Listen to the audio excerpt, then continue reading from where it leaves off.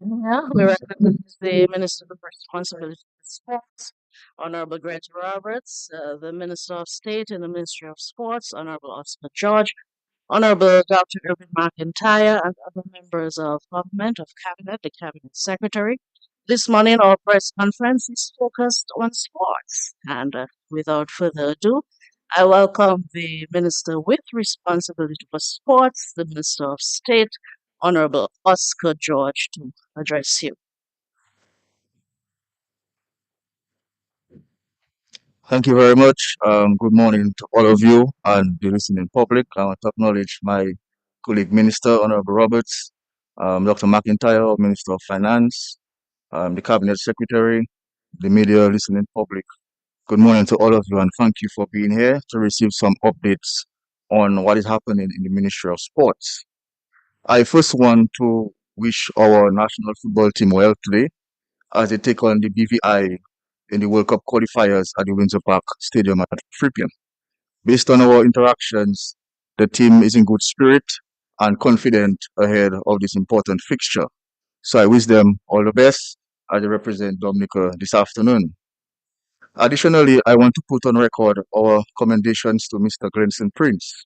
Glenson has been an exceptional player for Dominica and has represented our country for approximately 2 decades, during which time he has held the captaincy on various occasions. Today, he will be playing in his final home match in front of his home crowd. So we wish him all the very best in his final home game and thank him for his service to football and service to the country over the years. I want to also express our delight for the group of young sports officers at at the Division of Sports who were elevated to permanent establishment effective June 1st. If you recall, the Honorable Prime Minister met with a number of non-established employees last month, and one of the success stories from that engagement is that these officers, who were all very diligent officers, would transition from non-established positions into established or permanent positions. Obviously, now that they are in this new permanent position, they will qualify to receive the associated benefits as well as job security. So I'm happy for our youth sports officers who are now established and continue to groom the next generation of young athletes in the schools and in the various communities across Dominica. Congratulations to them all. As we all know, the ministry responsible for sports has been undertaking a number of initiatives to strengthen and grow both community sports and sports at the national level. And as I have always indicated, in order to achieve sustained benefits from sports at the national, regional, and international levels, preparations must start at the grassroots level at a young age when the interest is high among the young people. In our various engagements last year, the issue of lighting was regularly highlighted. I'm pleased to report that the first round of lighting upgrades to community playing fields is complete. Under this phase, lighting solutions were installed on 8 community playing fields, including the Maho, the teaser grounds in Maho, the Grand Fond playing field, the Soufriere playing field, the Ansime playing field, the Vickers playing field, Center playing field in Granby, Granville playing field, and the Bellevue Chopin playing field. The scope of works included the construction of the concrete bases, trenching to allow for underground cables, which is consistent with our resilience agenda, the erection of 45-foot metal poles on the concrete bases, and the installation of LED lights to the individual poles. This broad initiative costed $1.4 million. It is our hope that the youth, women, and even senior citizens make optimum use of these lighting interventions for leagues, tournaments, and general outdoor recreation. As we speak, assessments are currently underway to identify additional community playing fields that may warrant lighting upgrades. As it relates to the restoration of the lighting at the Windsor Park Stadium, following unavoidable delays due to prolonged negotiations, government has finalized an agreement valued at $13.8 million to advance this very important national project. And I want to really thank the Honorable Prime Minister for his leadership in this process, and most importantly, for seeing it fit to invest such large sums in sports at this time. This is very commendable, and I want to thank him for this. So this project will be funded for the National Lotteries Commission and will be executed by Faber International Inc., a reputable sports lighting company based in Canada. An initial mobilization payment of 1 million US dollars has already been paid to the contractor and will include payments for the procurement of anchor bolts, rebars, foundational works, and the commencement of shipping. This critical upgrade will be far superior to the previous lighting system that existed at the Windsor Park. It includes the installation of high-quality lighting systems consistent with ICC specifications, a modern control room, backup generators, and supporting facilities.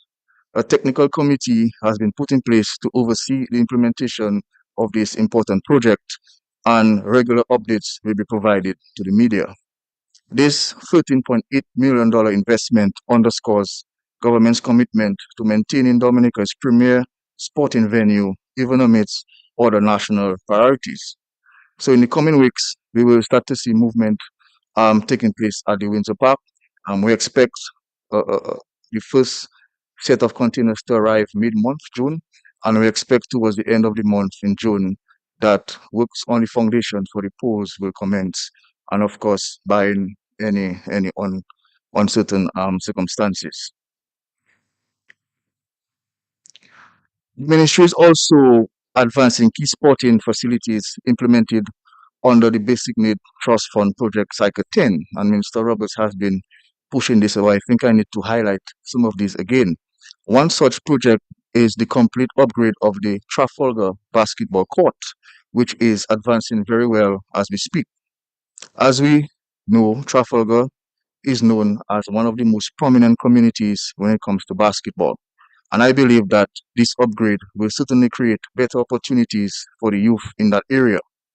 This upgrade includes a media center, covered seating, washrooms, change rooms, new markings, uprights, and perimeter fencing. This project is to the tune of $920,000. Another sporting project currently being implemented under the BNTF Cycle 10 is the upgrade to the Dillis playing field to include the construction of a small pavilion, change room, and the grassing of the playing surface. Again, this is progressing well and is at a tune of $870,000. Another popular venue in the southeast is the Castlebruce playing field. The thinking of the ministry is to implement a project for the total upgrade of the Castlebruce playing field under the next cycle of BNTF, that's BNTF 11. A matter of fact, the officials from CDB were in Dominica last month and visited the playing field along with the Member of Parliament, Village Council, and some residents to get a better understanding and appreciation of the scopes of works needed. The intention under this project is to get Castlebruce to a level of a regional playing field, to include leveling, retaining structures, drainage, construction of a proper pavilion, and washroom facilities. Once finalized, this will be a great addition to the Southeast because, as we all know, the Southeast has been producing excellent athletes and sporting teams over the years. So the ministry through the BNTF office will continue the engagement with the CDB on this, and I want to just commend the manager and staff of the BNTF for the diligence so far in this process. As I'm on the Southeast, the ministry recently commissioned the state-of-the-art hard court in La Plaine. Again, this is part of our government's effort to strengthen grassroots sports by creating an avenue to facilitate local sports participation by our young people. This court includes top quality lighting, and our hope is that the people of La Plaine make the best use of this facility to develop and nurture the next generation of our athletes. A multi-purpose hard court was also recently developed at the Benjamin Park in Portsmouth. The outstanding actions are the installation of the bleachers and installation of the lighting fixtures, and the procurement process for these items have begun. In the meantime, we have allowed use of that facility as we wait on the arrival of these items. A similar facility has been built in the community of Penville, creating an additional avenue for young men and primary school students to play. And if you know Penville, you know Penville is not no means flat. So it took a great effort by the PAREP and the villagers to identify a location suitable for such a facility. And I think we have identified best facility in the village for this facility. And so far, everyone in this village is very happy for this facility. It's a great addition to our sports and youth in the community of Penville. The Ministry of Sports is also considering the development of synthetic mini football pitches at a few locations around Dominica, and that is in partnership with the Dominica Football Association. I believe that these mini pitches will be a great addition to our sports since small goal football is really growing in popularity across Dominica. So we are still conducting assessments as to the best areas for installation of these turfs. And once all parties or once both parties can agree on these locations, we will communicate that and seek to implement. And this is something that we are looking forward to. As it relates to the ongoing works at the grammar school, an outdoor basketball court and a football field will be developed on the premises of the grammar school. These facilities will serve the Roseau Central area and offer more options to athletes in and around the city. So the focus now, as it relates to that, is to advance the actual works on the school structures and facilities for student use. And following this, when the site is cleared, we will pursue the development of the playing facilities in the area. So clearly, this government is really investing a lot of resources in sports, particularly creating an avenue for the next generation of our athletes to play. And if you are to sum up all the investments I recall in terms of the lighting, the investments on the BNTF, the hard courts, the football field, the mini fields, you will notice that over $18 million is now being invested in sports as we speak. And I think that is something significant for us. And in the interest of time, I won't dive into school sports, which is another large area of the Ministry of Sports. I think at the next press briefing, our sports coordinator can highlight these interventions. And of course, the opportunities we seek for athletes overseas. We can highlight these things in another press briefing. I also would like to give an update on the National Sports Council, which I believe is an important feature in our overall sports advancement. The National Sports Council was instituted last year and primarily serves as a policy advisory body to government on all matters pertaining to sports development. The council has been mandated in its early stages to lead in the review of the existing sports laws and then to make recommendations for improvement to get it fit for purpose in this modern era. To move the process forward, we engaged a legal drafter in Mr. Anthony Laron to guide the process forward. And I was advised that the council has been meeting regularly and the review process is still ongoing as it relates to this National Sports Act or Sports Bill. Following from this, the council is expected to finalize a comprehensive national sports policy, which will dive into more detail on a number of key areas as it relates to sports participation and sports administration, as well as ensuring that our programs are aligned with regional and international best practices. So I wanted to clarify that because we have been getting feedback on this in terms of the real function of the Sports Council. The Sports Council is an advisory body with regards to policy matters of sports. And of course, we are confident that with the capacity of the membership of the Sports Council, we expect them to play a very central role in guiding Dominica's sporting revolution over the next decade or so. And finally, I would like to give a brief update on our efforts to construct a synthetic track facility in Dominica. which I believe is one of the few, if not the only, missing pieces in our sports development to date. The ministry continued to work with or alongside our partners, the Dominican Amateur Athletics Association under the leadership of Mr. Brendan Williams, World Athletics, and the Quarter Development Fund. Through the efforts of the President of Athletics, we started our engagement with World Athletics in 2023 with an application for a new Class 1 athletics track. Our responsibility in this process was to identify a suitable land space for the laying of the track and to get the site into an suitable condition by clearing and leveling. We have settled on the site at Point Rong, which has been subjected to various soil tests and have been accepted. The clearing of the site will commence next week, and we expect a consultant from World Athletics to visit Dominica to finalize the actual implementation of this very important project. So I will end here for today, and of course, I look forward to all your questions in good spirit. Thank you very much.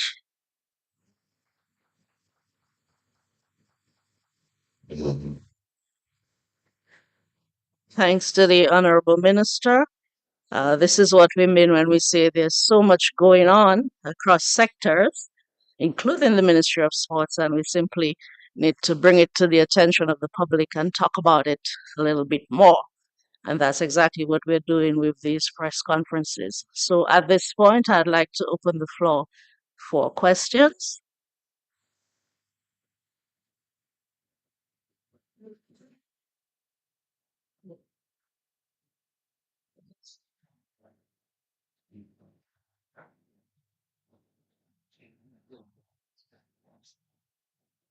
And we'll start with Alian Christopher from Vibes Radio.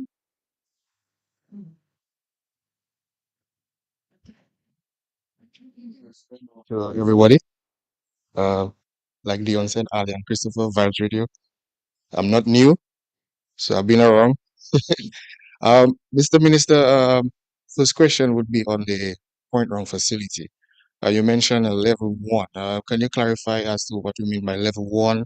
Will it be built to, Olympic standards, and a facility that can host like character games and so on? Yeah,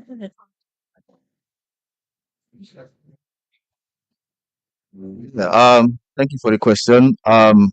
Yes, as you rightly said, the level one will be to Olympic specifications, and our intention way back then when when we started our discussions with World Athletics is to be in a position to host Carifta in 2028. So that's what we're working with. We have a goal of hosting Carifta because every year we send many athletes to Carifta in various countries, and we need to be in a position where we can host it. So just to say that the track level one mean that it will fit well athletic specifications. Thank you.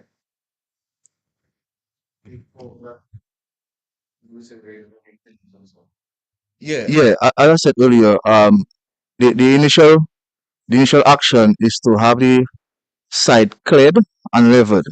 And when that is done, we expect a consultant from World Athletics to visit Dominica to meet with all stakeholders, to walk the site, to give us some last advice in terms of specifications, in terms of height above road level, etc. And from that engagement, we expect to finalize the implementation plan so we can be in a position to inform better as to the start time and end time. So we expect that consultant in Dominica this month, June. So I anticipate that by the end of June, we'll be in a position to give a specific end time for the project. Thank you. Kyrie FM. Mr. Minister, I may have missed it, but can you update us further on the lighting of the stadium, like the deadline for lighting of the stadium? Well, based on our discussions with the contractor, given the the the volume of works required, because just to say that each pole will be put in four poles, 150 feet tall. Each pole will accommodate 75 lights. So in all, we will have 300 lights. Obviously, it will be far superior than what existed before because what existed before, it was not built for cricket. It was just a general lighting of a sporting facility. So this thing, and that's why it's so expensive, $13.8 million, and that's consistent with the amount being spent in other countries for similar projects. So it's a huge project. The contractor has indicated 4 to 6 months. We had a committee meet with the contractor on Thursday, uh, with a number of stakeholders. And what they're saying is that we have requested a breakdown of the activities of the project with the view of condensing some of the activities because we're trying to achieve it in 4 months. The contractor is saying six. We have given ourselves 4 months. So we're looking at this timetable and trying to see where we can condense certain activities to get us in a position to deliver in 4 months' time, by September, October latest. So that's what we're working with for now. Obviously, we're in the hurricane season, so we never know what can happen. There may be activities at the stadium that may cause delays, but we're trying to limit any delays. The Dominican public have been asking for that project for a long time, and I don't think we're in a position to delay by 2 hours, far less for 2 months. So we're going right ahead and implement. George, good morning to you. Curtis Matthew from DBS Radio. My first question has to do with, of course, the lighting of Windsor Park Stadium. Can you point to employment opportunities for Dominicans during the lighting of Windsor Park? And in relation to this lighting for Windsor Park, a previous contract was signed just about a year and a half, 2 years ago. Was there a need for the government to recover funds from that previous contract? So I will stay with these two questions for now, and I will be back in a while. Sometimes I feel like Kudu should be at the Ministry of Sports. Very passionate. But in terms of your first question, employment opportunities, yes. From our discussions, jobs will be created for 70 to 80 individuals during the lifetime of this project, mainly electricians and masons. I was also advised that each there will be a lot of concrete required for the project because we're going a bit further down with the foundation and a bit wider. So we expect about 80 to 100 trucks of concrete to be used during the lifetime of this project. So again, that will be employment and activity for concrete suppliers. What I have indicated to the contractor is that we should give some students from the Dominican State College an opportunity to learn from the experience of the project. So we'll be having some arranged visits with some students to see firsthand in terms of the electrical aspect of the project, and then we can pass on some knowledge in the entire process. So yes, a lot of employment opportunities will be created, and very soon we will seek to engage these people or facilitate the contractor to engage these people. Yeah. In terms of the other question, in terms of if government was able to recover the funds, the short answer is no. If you recall the initial contract about 2 years ago, it was it was really a first phase. It included all the groundwork in terms of the surveys, the assessments, taking down the old towers, doing some initial underground works in terms of the cables. So it wasn't a complete contract to have the poles up. But just to say that the current contractor will build on what was done by the previous contractor. He has indicated that we have visited the site, and that's the intention to build on what was done. So the short answer is no. There will be no need to recover any funds. And I can say further that if the initial contract was not done, maybe the current contract will be at a higher price. So the answer is no. Thank you. Right. So there was no more disbursed to the previous contractor. Disbursed. Yeah. There was more disbursed. Yeah, but what I'm saying is there's no need to recover. Yeah. Still a little confused, but I'm sure that is a matter we will deal with a little later on. But on to another question, Senator George. The National Sports Council, as you said, that council has been put in place. And some people have said previously that they have not really felt the National Sports Council. So I've heard that concern out there. But the question is, In terms of time off for national players in Dominica, will that be a mandate of the National Sports Council to ensure that national players who represent Dominica abroad will be catered for? Yeah, as it relates to the council, um, as I said earlier, the initial mandate is to review the Sports Act, and without a proper new Sports Act, the council may not be able to exercise its mandate properly. So they are all engaged with that at this time, and they have been meeting with the intention to review the act. They have sent some recommendations, which we sent back from the ministry standpoint for some further clarification, but they are working on that. And I can assure you, I've been at them to supply that.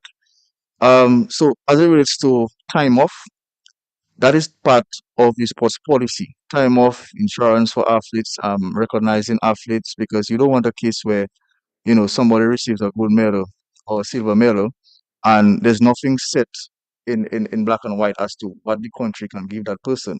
So we want to have a policy where we can say clearly that if you get this, you get that. If you get this, you get that.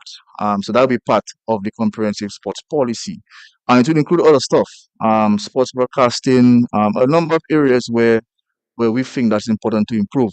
The how does the mandate of sporting associations, all these things will be captured in the sports policy.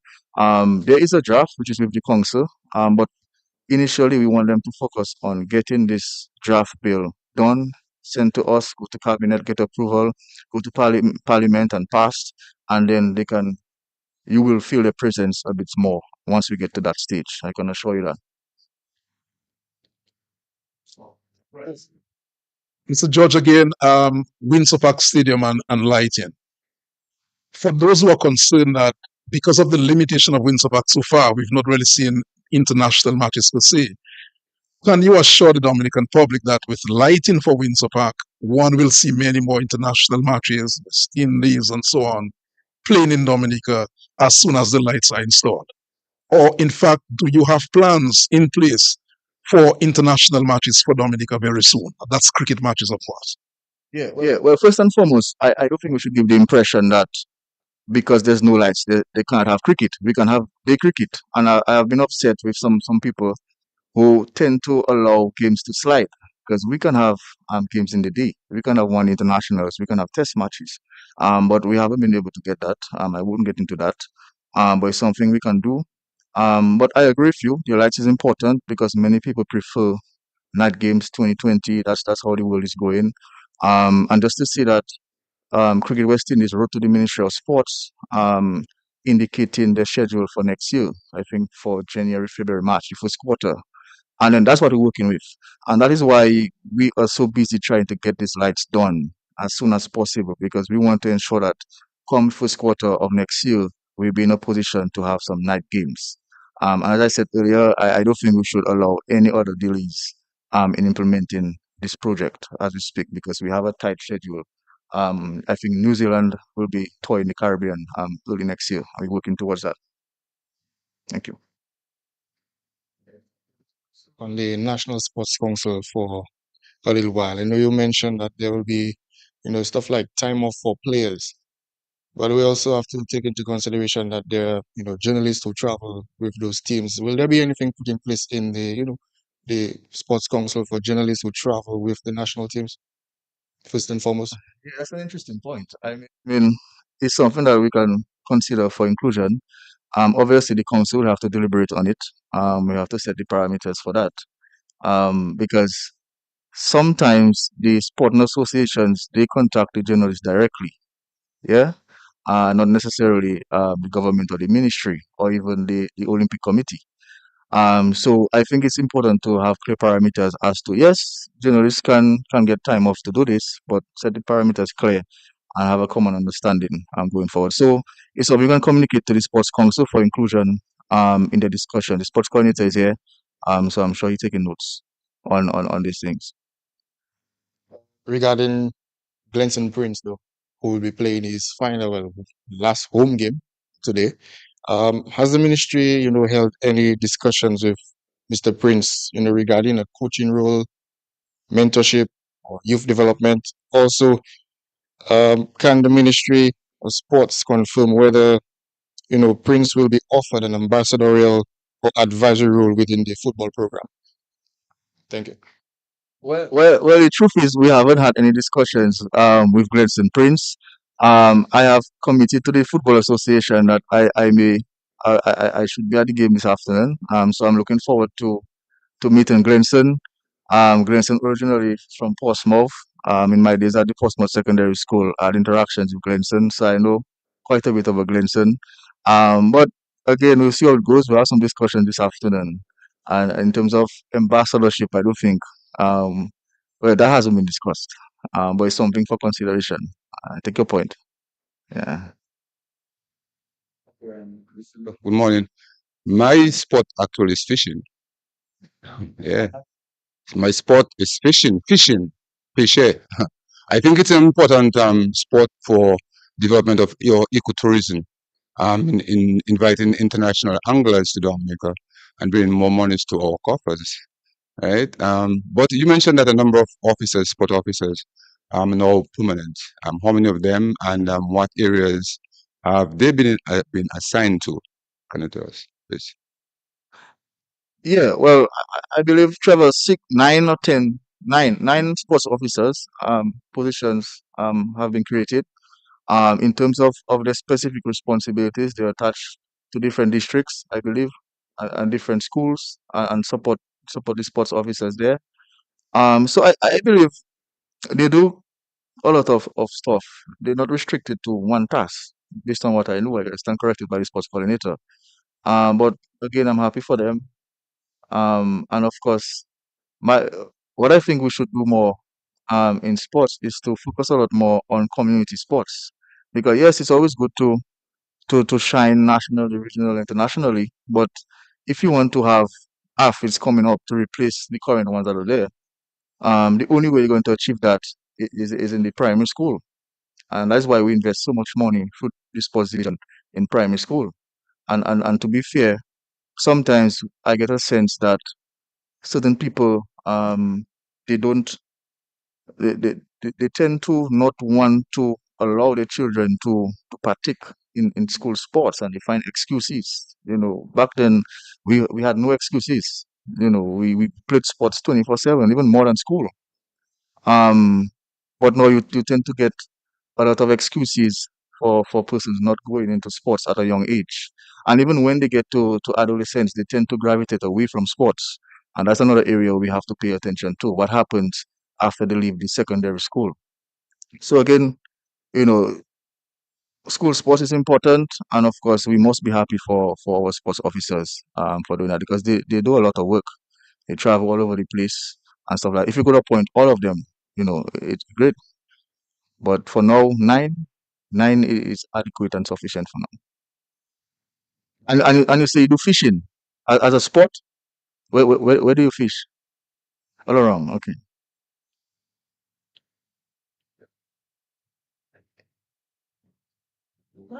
go ahead.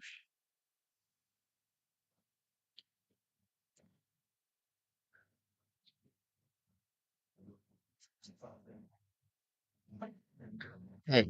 Mr. Minister, based on the facilities, rehabilitated around the island in terms of lighting in different communities, is there a plan in place, for maintenance of those facilities, whether grass cutting or maintenance of the light? Also, we have what do they call that again? The T20, no, the T10, sorry. Dream 11 T10 will be coming up. Um, a number of cricketers, staff, members from all about will be participating. Your thoughts on the Dream 11 that will be coming up? And, yeah. Yeah. As it relates to the maintenance plan, what we did last year, even before we started the process of putting lights, we went to the communities, along with the village councils, the PAREPs, sporting clubs and groups, and then we explained to them, yes, we can put lights, but you have to play your part. And what we have done deliberately, this time around, is that we have installed the lights. Most of them cost in the region of $200,000. But in terms of the power supply, we have done it pay as you go. So that way we get them responsible or playing their part in or ownership, building ownership of the project. It was deliberate, and I think it works better like that, so that they can contribute to the project. And of course, we continue to have discussions with the village council, because all the lighting we developed, it's on the name of the village council. So we have the village council as really a police, in terms of monitoring and maintenance of the lights. Obviously, we will play our part for sports division. We have mowers at the sports division which we continue to use to ensure the grass is cut on certain fields. But the community and the young people have to play a role in building ownership of these facilities, and that's what we're trying to advocate under this project. Um, T10 Dream 11, that's a very important um, cricket product, not just for Dominica, because it's played in many countries around the Caribbean. Um, it gives the young people an opportunity to showcase their skills. It's short cricket, entertaining cricket, and I think we're in our seventh edition. So it's very successful, and I think it's growing in popularity. And I want to commend DCA for the work that they continue to do. The only thing I would say is that from the meeting we had last week, the entire committee was of the view that because of the lighting project, that they may the need has arisen to reconsider hosting the event at the Windsor Park, because there was a planned event on July 14th, I believe. And the contractor has indicated that mid-June is going to be a lot of movement at the Windsor Park. So we continue to engage the DCA on that. I suspect they may need to consider having hosting it in Portsmouth this year, because as you know, Portsmouth is a first-class venue. Portsmouth, Bangladesh played cricket in Portsmouth. It's a good facility. There are stands, there are washrooms. So it's something for consideration, Portsmouth, but it might be very difficult, both from a safety standpoint and from an operationalization standpoint, to have Dream 11 in July at the Windsor Park. Because the contractor indicated that a lot of works will be done, a lot of equipment will be on the playing surface, and they will be far inside the boundary ropes, which will make it very difficult to have cricket. So it's something we're going to engage DCA on. I know that the manager met with them last week. So we'll continue engagement on that and see how it goes. But I personally, I would love cricket to be in Portsmouth, closer to home, um, so that enough people can enjoy some Dream 11 in an open setting. And I'm sure that more people will come. So it's something for consideration. But we continue to engage DC on that. Yeah. Mr. Minister, health insurance for our sportsmen and women, because many times we've heard athletes saying that I got this injury and I'm left, by myself, not getting any help. What do we have in place to assist? So that's a good question. So currently we don't have any established facility or mechanism in place for that. We normally deal with the situation on a case by case basis. When there's school sports, and there's an injury, the sports coordinator will get the information and try to make a case for that person. But the issue is, if an athlete plays in a sporting event associated with an association, that is an area of challenge. So I believe in the new sports policy, we have to articulate that better as to how are we going to have insurance both for government sports and for association based sports. And then we have to engage an insurance company, and see who can give us a better option and stuff like that. So it's something we have as high priority in the sports policy aspect of it, and it's something we must pursue. But for now, from a government standpoint, if you partake in school sports or sports organized by the sports division, and then there's an injury, we have some sort of mechanism to facilitate you, both through government and through the Dominican Social Security. So that's where we are for now. Can you speak to the tennis fans who are waiting the facility on High Street? I know that there was some mention of it at the last press conference, but a number of tennis fans are asking what is the latest on the facility in High Street. And you mentioned the Benjamin Park, and you would like to see more cricket played there at a certain level. But Granby is also a massive playing field in Granby. Any plans to develop these playing fields to standards that matches at a certain level can be played at the Granby playing field and at the Benjamin Park in Portsmouth? Yeah, on the issue of the tennis courts, as you may be aware, the the asphalt was not placed properly on the surface. So most likely we have to get additional asphalt. To put, that's where we are. Just to get a new coating, which will meet the specifications. Because as of now, it's very uneven and may not be suitable for this. So I cannot give you a timeline for that. We engage in public works in terms of that aspect of it, and that this is led by the PIREP for the Rosa Central constituency. Granby, a lot of work has been done at Geneva. It's a wonderful playing field there. It's maybe the second, third largest now in Dominica in terms of the playing surface and stuff. And of course, it should be a first class venue. My thinking for Granby should be some stands initially. There's a single facility. It's very far from the playing area, so some stands might be useful for Granby. In at this point, Benjamin's Park for now. Benjamin's Park is okay. It's already categorized as a first class venue. It can accommodate both first class and international cricket. Um, we had some plans initially to develop it a bit further, but that didn't happen. But for now, I think Benjamin Park should be okay.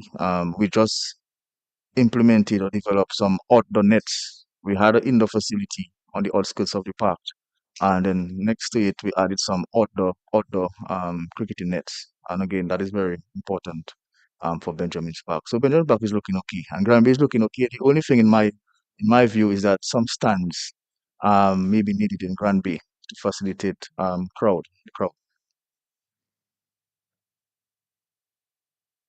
Dominica now a number of players who are looking that they can make the step further to like West Indies duties. We have some Cavem and Athenes and so on.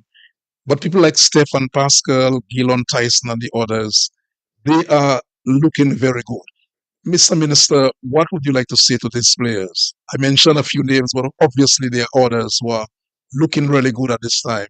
What do you say to these players? I mean, the Tysons, Athenes, Hodge, and others. What message do you have for them and their families right now? Yeah, I agree with you. I think that there are a number of young players that are looking very good in cricket, particularly. Um, I think for them the key is to keep fit, keep practicing. Obviously, the only way you can get onto a team is by performance. The selectors are the ones to select, but what you can do as a player is take it into your own hands and perform. Put runs on the board. For instance, Stephen Pascal, and even Alec Afanas. I was kind of disappointed that he wasn't selected onto the one day squad. There are folks who indicate that he hasn't been scoring enough runs. And again, if you want to get selected, if you want to force yourself into any team, you have to score runs. So for me personally, any athlete who wants to get there in cricket, you have to take your performance into your own hands. Obviously, coaching is important. We have a very qualified and very capable coach in Sam Kernan at the Dominica Cricket Academy in Portsmouth. He has done wonders for cricket. I believe that a number of young cricketers who made it through the ranks was as a result of the efforts of Sam Kernan. He's doing a very, very good job, both for male cricketers and for female cricketers, because we have Abdini Serjan, we have Gilbert from Penville, who have made it to West Indies team under his watch. So if they have the discipline and the mindset to play and bat along, I believe that they can overcome the challenge of selection and make it onto any West Indies team at any level. Another question, Mr. Minister, that has to do with former national players, people who have played for Dominica over the years, and these players are very experienced and they can lend some sort of support to national players. Would you like to see more of that? More of the players who have played for Dominica over many years come back on the scene? Some people felt that there are some people who are basically left out of the scene, or maybe you don't see them go and lend their support to national players. Would you like to see a system, or can the government put a system in place where these players, I have some names I'm thinking of, I don't want to mention, but to get them on the national stage where they can come back to train and lend their support to our players. Yeah, I agree, and I noticed this sports coordinator smiling. Because at the sports division we engage quite a few of those past players. I won't call their names, but they're engaged at the sports division to give back. Um, as experienced players. In terms of the associations, it's something that they can look at a little bit more closely. I know they try to engage some past players, but it's something they can improve on, getting the expertise from these past players. But we have no structure in place or mechanism to engage guys who have contributed in sports. So it's something we can also look at in our discussions, both at the council level and at the ministry level. So I agree with that point. Mm. Billy Doctorow, Dominic Olympic Committee President Doctorow, stated several times that he feels that if national teams or players out there are not ready for overseas engagements, they should not attend, they should not go. In other words, if there's a tournament abroad and a netball or basketball team they are not ready, it's best they stay home. What are your own views? Because that has come from the president many times. Well, I support the president on that. Because the last thing you want is to invest so much resources in sending athletes out, and the result is terrible. And what I've always advocated to them when they come to me is that if you don't have a local setup, you don't have a local league, you don't have any sports being played in Dominica, but you're making a case for a team to travel out of Dominica. So that's where we should start. You have to have a strong setup at the local level before you can attempt to go out of Dominica. And of course, if you're an athlete and you cannot perform in a local league, what does that say? If you cannot perform in a local league, how are you going to perform on the national stage against guys that are very competitive from other countries? So I agree with the president on that, and it's something we can look at by strengthening, but it can only be solved by strengthening the local league, investing more money in the local league, and then you can have better quality players that can go out there, and that will justify spending more money on them to send them out there. God. You have said that you would like to see community sports revived. You've said that many times. I have a quote from you right here that you'd like to see the revival of community sports. Are you satisfied now, Mr. Minister, with what we see around Dominica in terms of sports around the communities in Dominica? Well, I'm not entirely satisfied. I think we have been doing a decent job in the past 2 years or so, through sports division and through other activities. Because I recall the days when every weekend, the place would be buzzing with sporting activities, all communities, and there's economic activity, music, and everything going on. And then the intention there is when you have these small community activities, officers from sports division or associations will be present, and they can identify talented individuals to take on board and to nurture their skills and talent. So that's what we're working towards by ensuring that we can have activities all across Dominica and more persons engaged. But I am not satisfied as to where we are now. We're doing a decent job. We have visited a number of playing fields and trying to play our part in reviving. But the question is, what happens when we go? If we was at Sufuye, we were there, Sufuye 2 weeks ago. Everybody was excited, about the lights and the playing field. But then what happens after we leave? That is where the council and the sports committees and the schools and the community groups have to take it on board to maintain that momentum to bring back sports where it was. But we committed to this. We will try our best to ensure that we can bring it back to where it was as it relates to community sports. Yeah. And I see the Minister for Finance right here, so I'll ask that question in relation to him and the upcoming budget. Will you and your Minister Roberts advocate for more money to be put into sports in the upcoming national budget 2025, 2026? And as I said before, I'm asking the question because I see the Finance Minister right here. I'm sure you don't want to disappoint him. Well, as I said, if it was up to me, the entire project would be in sports. But that is not possible. And particularly as We operate in a small country. We don't have critical mass. So funding will always be a challenge. And I'm happy you said that because I think we need to have a discussion on sports financing. How do we fund all these investments? Um, the CBI has been helping us greatly, but we all know the attempts against the CBI. CBI has done indoor facilities, all the funds we send students to study, to play, character, etc. CBI funds. So sports financing is something we have to discuss. But going forward, in national budget, I can't preempt the Minister of Finance, but we continue to advocate for certain initiatives for sports. I think this year we have done well as it relates to infrastructure. You know, I think next year we should focus more on the softer side of sports. That's my personal take. But we have some more discussions on that at the cabinet level.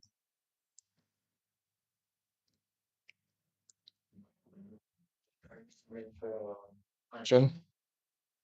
Um, I'm aware of that the chair of the National Anti-Doping Organization for Dominica, will be attending the Caribbean Radio AGM sometime this week in Barbados, and to understand the critical role that the organization plays in terms of education, doping, etc. What support does the government provide, the National Anti-Doping Organization for Dominica to the, like fees um, and all the operations? Are there any support from the Dominican government to the National Anti-Doping Organization? Yeah. Well, we pay our annual subscription to RADO, and RADO is the regional anti-doping organization which Dominica falls under. So we pay our annual subscription to RADO. And I'm aware of the AGM on the 8th of June. Miss Kalita Benjamin will be our representative at that meeting. And as I said a few weeks ago, I don't think the population and our athletes in particular are well informed on anti-doping. It's something that the Dominican public don't know much about. But it's something that's important, something that can happen at any time. And as an athlete, especially those who represent us in overseas competition, we have to put the consciousness on this issue. So we will try to implement an awareness campaign on that at the on the return of Miss Benjamin from the AGM. Once she can provide a report as to what was discussed, we put a plan in place as to going around and meeting the clubs, meeting the associations, and just informing them on the need for staying compliant with World Anti-Doping Code. So it's something we work on going forward.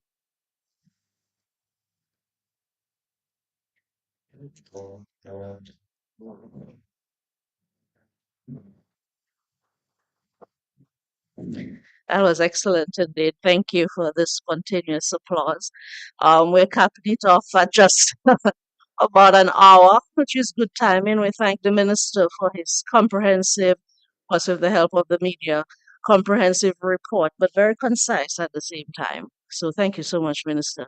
We look forward to our upcoming press conferences. We'll try to focus on education ahead of the upcoming academic year and the geothermal energy project, which is moving full speed ahead, or rather full steam ahead to December. So we will try to provide the members of the public with information on those two areas in the coming weeks, and of course, other sectors will get attention. So thank you so much for coming. I see representatives from the National Stadium, from the Athletics Association, and of course, Mr. Trevor Schillingford. Thank you for being here. Good morning, everyone. Have a great day.